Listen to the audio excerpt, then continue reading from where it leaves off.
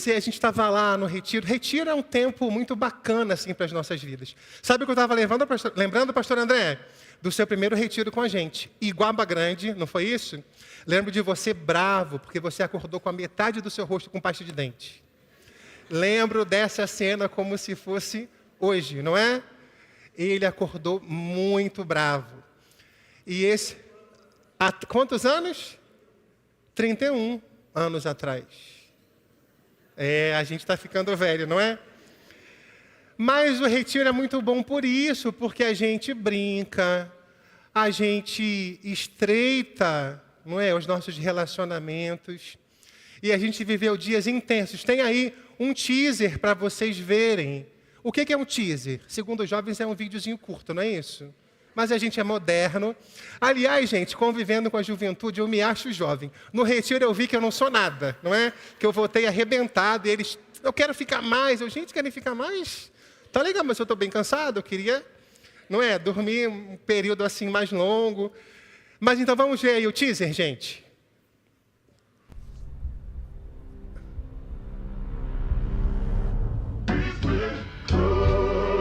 Been so good, he been so good, girl.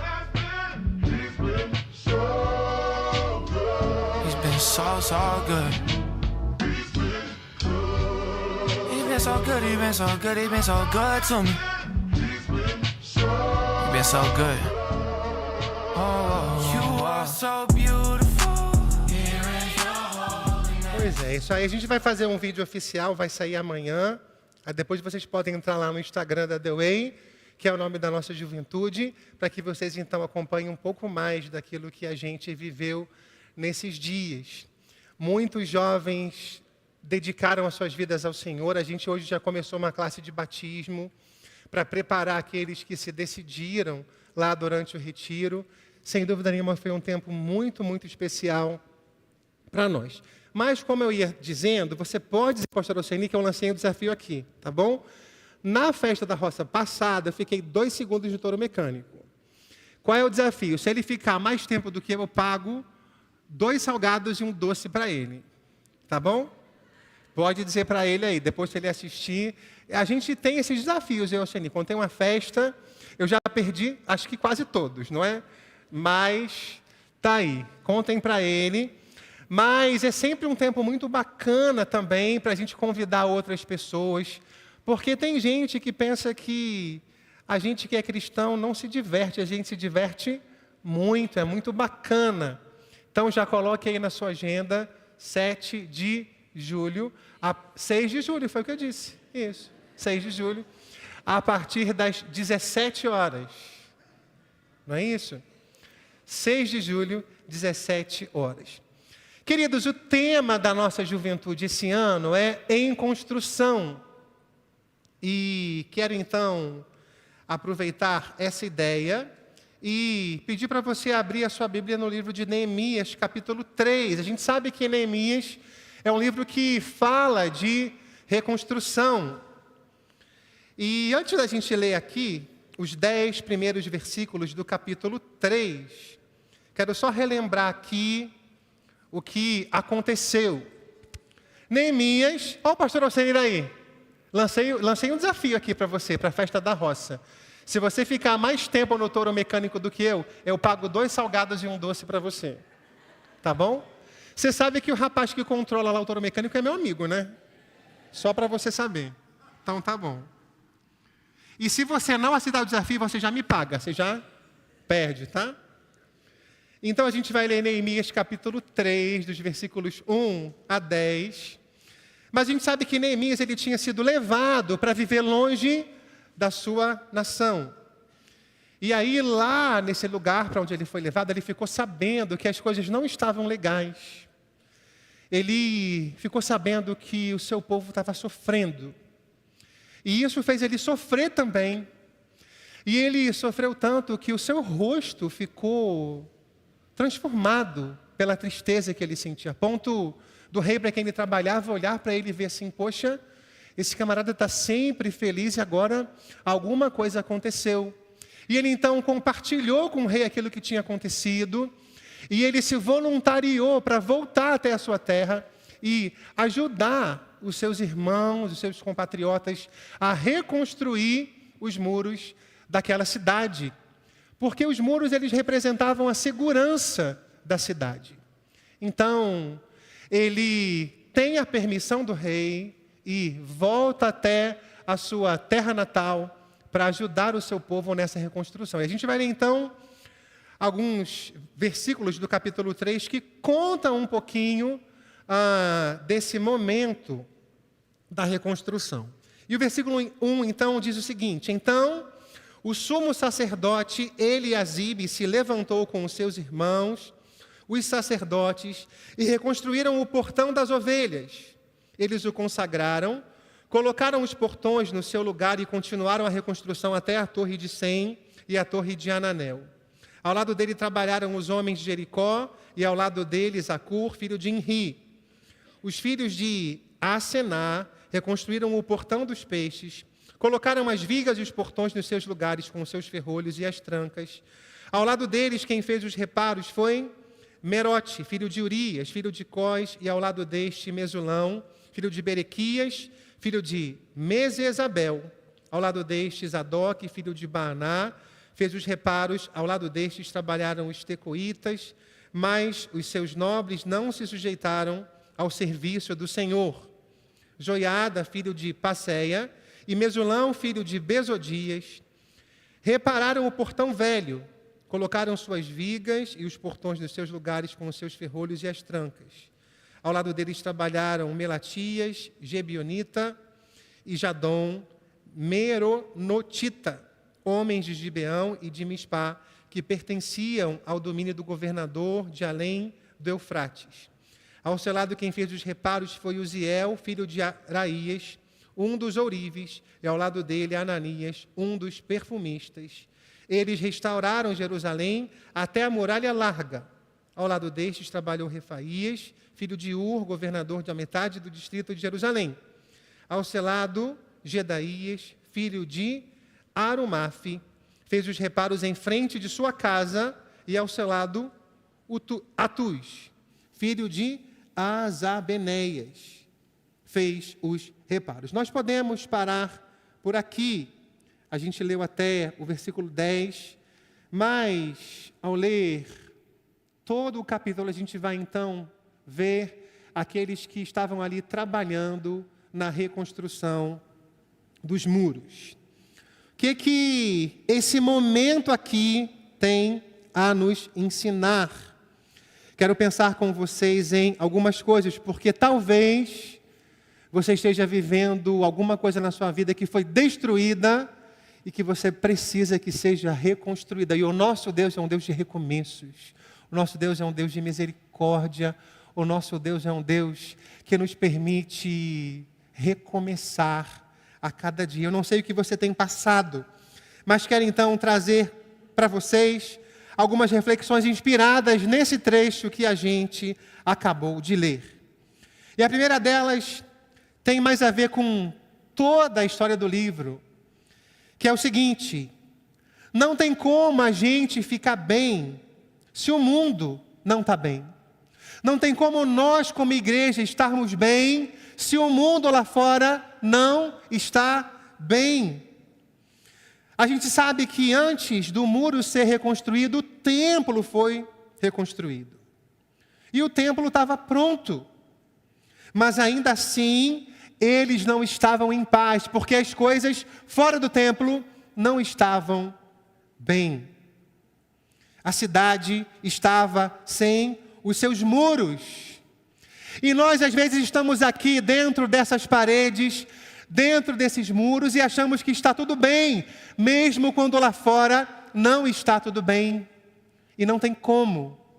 Nós não podemos estar bem se lá fora não está tudo bem. O que acontece lá fora afeta a nossa vida, mesmo que a gente pense que não tem como a gente estar bem. A Bíblia diz que a gente não é desse mundo, mas a gente precisa tomar muito cuidado, porque muitas vezes, nessa tentativa de não viver os valores desse mundo, nós pregamos que devemos viver completamente afastados desse mundo. Quando o próprio Jesus, a orar pelos seus discípulos e por nós que viríamos depois, disse: Pai, peço de que não os tires do mundo, mas que os livre do mal. As coisas que acontecem lá fora afetam a nossa igreja, afetam a sua família, afetam a nossa vida.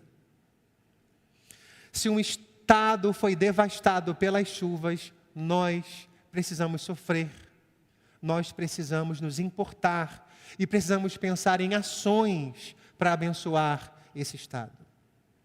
Se um grupo de pessoas sai do seu país porque precisou fugir da guerra, nós precisamos nos importar.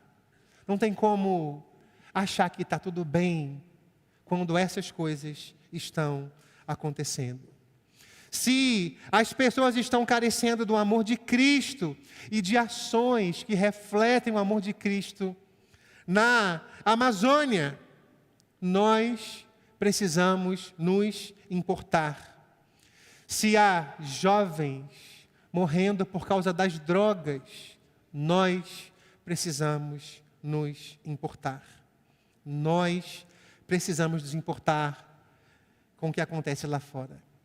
E eu fico muito feliz de dizer que todas essas ações, que são algumas, mostram que a nossa igreja se importa. Porque em todas essas situações, a nossa igreja se moveu.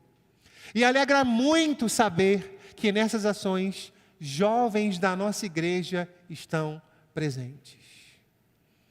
Esses jovens que estão aqui, eles também estão na Cristolândia, eles também vão para a Amazônia, eles também vão para o sertão, eles também estão entendendo que não tem como viver aqui isolado do que acontece lá fora. Neemias não ficou bem porque a sua cidade não estava bem. Nós também precisamos nos importar e sentir essas dores e levar o amor de Jesus que transforma para esse mundo que tanto precisa. Amém? Uma segunda coisa que, então, a gente vem aqui para esse trecho que a gente leu, que nos ajuda a pensar sobre as nossas construções, ou sobre as nossas construções, sobre a nossa igreja, sobre a sua vida, está no primeiro versículo. Na versão que eu tenho aqui, diz o seguinte: o sumo sacerdote Eliasibe e os seus colegas sacerdotes começaram o seu trabalho e reconstruíram a porta das ovelhas. Eles a consagraram e colocaram as portas no lugar. Depois construíram o muro até a Torre dos 100, que consagraram, e até a Torre de Ananel. A ideia por trás da consagração é a ideia desse reconhecimento de algo especial. Algo separado para a glória de Deus. Aquelas portas, então, estavam sendo dedicadas ao Senhor. Em relação a isso, eu quero pensar em duas coisas. Quero, então, pensar que tudo que for sendo construído precisa ir sendo consagrado. Tudo que for sendo construído precisa ir sendo consagrado. Gosto de pensar que a gente vê aqui que eles não esperaram o muro ficar pronto para consagrar. Eles fizeram a porta e consagraram. Depois construíram uma parte do muro e consagraram. Porque as construções das nossas vidas são feitas em etapas. E às vezes nos esquecemos disso. E porque ainda nós não alcançamos aquilo que a gente queria, nós não celebramos e consagramos aquilo que já foi construído, aquilo que já foi conquistado.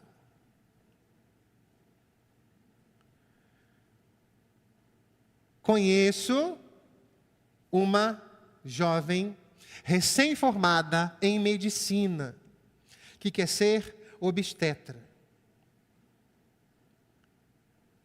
Ela ainda não começou a residência, mas ela já trabalha em uma maternidade. E ela reconhece que ela ainda não tem o conhecimento para fazer sei lá quantos partos aparecem numa emergência. Mas ela pega aquilo que ela já sabe para abençoar as mulheres que o Senhor coloca na vida dela naquele lugar. Ela ainda não é obstetra, mas ela já consagra agora aquilo que ela já tem, aquilo que ela já faz, aquilo que ela já sabe. Nós precisamos celebrar as pequenas conquistas. E nós precisamos consagrar as nossas pequenas conquistas. Sabe por quê? Porque à medida que a gente vai conquistando, a gente pode ir se esquecendo do propósito inicial. Consagração tem a ver com reconhecer que algo não é nosso, é do Senhor. Aqueles homens poderiam ter terminado de colocar a porta e ter dito: olha que porta bonita que eu coloquei, hein? Ninguém colocaria essa porta melhor do que eu. Mas eles colocaram a porta e entenderam: essa porta é do Senhor. Vamos consagrar aquilo que a gente fez.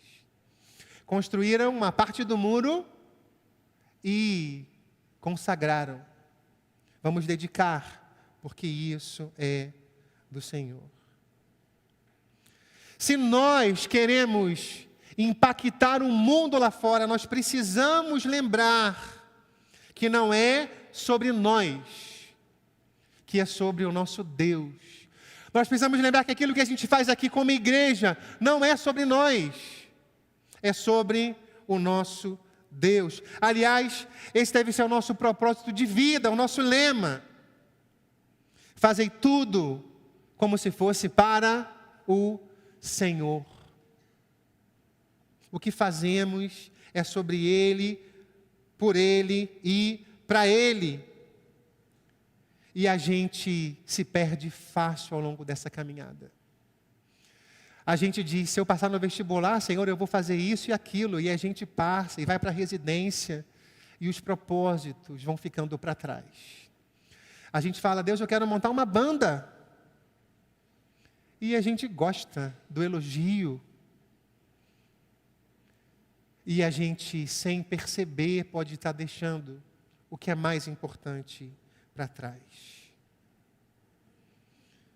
O pastor Israel falou isso de manhã: a gente gosta dos likes. E aos poucos a gente vai pegando para a gente uma glória que não é nossa. Não pode ser nossa. Uma glória que tem que ser do Senhor, porque é dele, por ele e para ele. Amém? Coisa maravilhosa é ir para a Amazônia. Se você não foi, vá no que vem quando abrirem as inscrições. Sabe por quê? Porque lá a gente aprende que não é sobre nós. Lá a gente vive sabendo que o camarada tem um remédio para dor tal e você só tem um remédio para dor Y. E você tem que orar e falar: Deus, eu tenho um remédio para dor Y, mas o camarada está com a dor X. Então, Senhor, eu vou dar esse remédio. Claro que, os médicos sabem lá, tem um pessoal. E aí, a gente é relembrado que nossa fraqueza, o Senhor vai operar. E a gente é relembrado: Senhor, tem uma criança aqui que vai precisar extrair um dente. Eu não sei se vai dar hemorragia depois, porque o barco vai embora. Mas, Senhor, o nosso trabalho é fazer essa extração. Cuida, faz aquilo que a gente não pode fazer.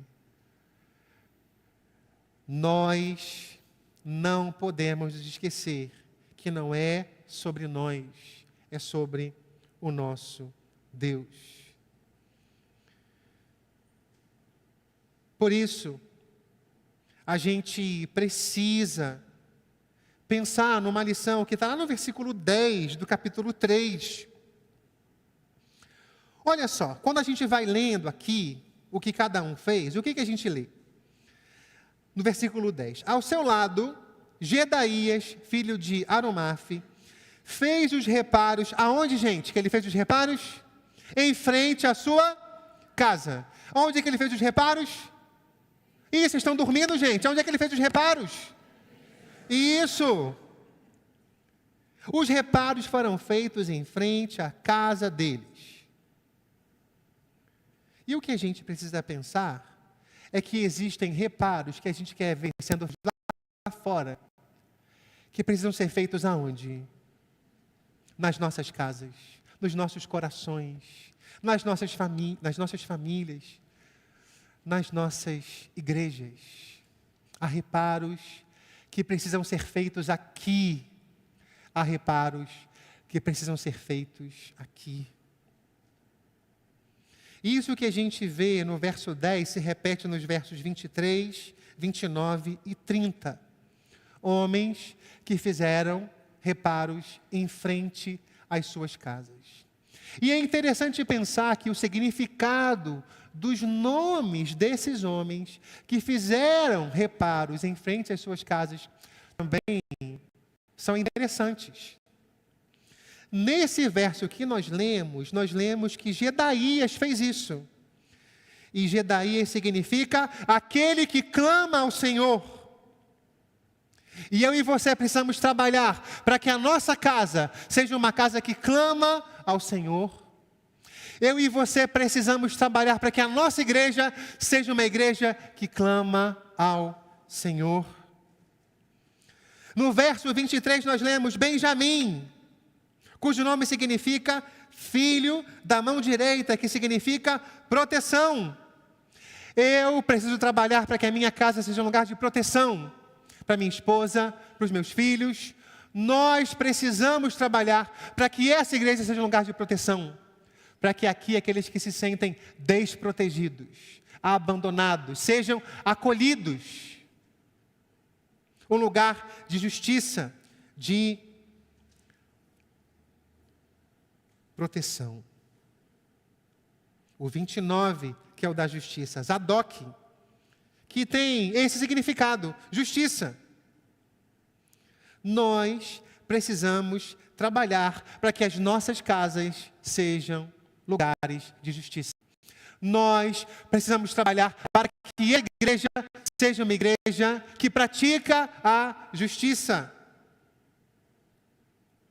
No verso 30, vemos um outro homem que também construiu em frente à sua casa, Mesulão, cujo nome significa devoto. E nós precisamos trabalhar para que a nossa casa seja um lugar de devoção. Nós precisamos trabalhar para que a nossa igreja seja um lugar de devoção.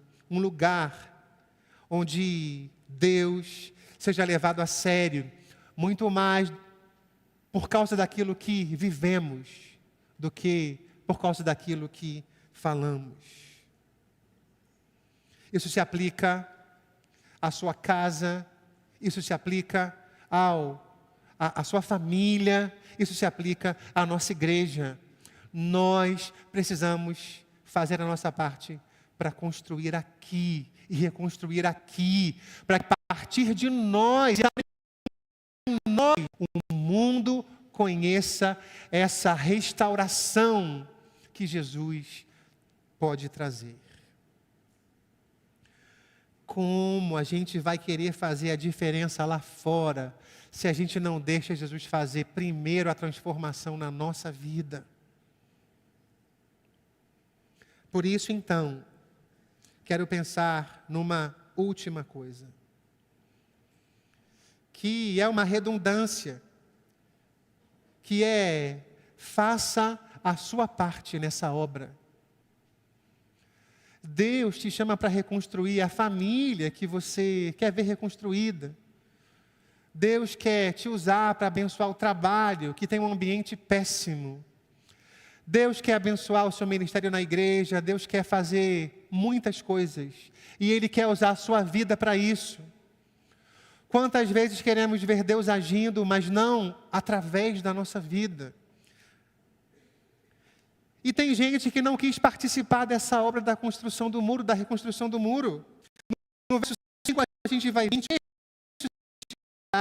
pelos homens de Tecoa, mas os nobres dessa cidade não quiseram se juntar ao serviço, rejeitando a orientação de seus supervisores.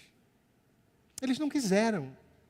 Ainda bem que não foi todo mundo que pensou assim, porque tem gente que só quer ver muro sendo reconstruído, mas não quer trabalhar. Quer ver transformação nos outros, mas não quer ver na sua própria vida. Ainda bem que nem todo mundo pensou assim. Foram abençoados, desfrutaram do muro reconstruído, mas não participaram da reconstrução. Li uma história, acredito não ser verdadeira, que nos Alpes italianos existia um pequeno vilarejo que se dedicava ao cultivo de uvas. E era uma tradição que, uma vez por ano, se fazia uma festa para comemorar a colheita. E então, nessa festa, cada morador deveria levar a sua melhor... É verdadeira essa história? Não. O André entende de história e de Itália. Então, se ele está dizendo que é mentira, é mentira. Mas a aplicação será verdadeira, portanto, preste atenção. Então, eles tinham que ir uma vez por ano nessa festa, levar o melhor vinho dentro de uma garrafa bonita ou uma caneca, cada um como podia. Só que um morador pensou assim, eu não vou levar não, vou botar na minha garrafinha água, porque todo mundo vai levar. E aí a minha água vai se misturar lá com as outras, ninguém vai nem reparar que eu não levei. E aí assim ele foi. E aí chegou o dia deles fazerem aquela fila bonita para abrirem lá o barril e cada um pegar o vinho. E quando abriram o barril, o que aconteceu? Só tinha água, porque todo mundo pensou como aquele camarada. Todo mundo pensou, eu não vou fazer não, porque os outros vão levar. Então não tem que me preocupar. Isso aconteceu lá nos Alpes italianos, só que não. Isso aconteceu aqui no versículo 5 do capítulo 3 de Neemias. Eu não vou fazer. Eu não sei o que você quer ver reparado na sua casa. Deixa eu confessar uma coisa para você. Eu sou um péssimo cuidador de carro. Eu não gostaria de ser o meu carro. Não gostaria. Olha, eu entro e dirijo e apenas isso. Boto gasolina porque ele me avisa que tem que botar. Eu não lembro de encher o pneu, gente. Só quando eu vou viajar. E eu estou já há algum tempo com o ar-condicionado do meu carro fraco, não gela. Mas há muito tempo.